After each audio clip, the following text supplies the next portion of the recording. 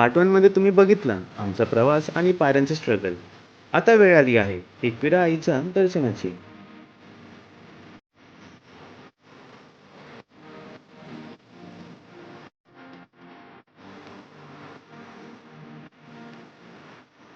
आणि शेवटी तो मोमेंट येतो.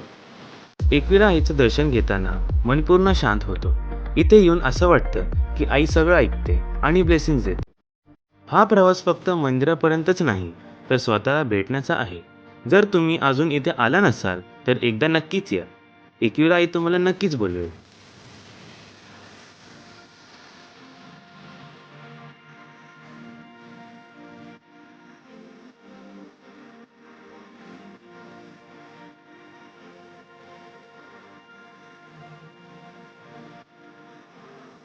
जर तुम्हाला हा व्हिडिओ आवडला असेल, तर लाईक करा आणि शेअर करा तुमच्या मित्रांसोबत.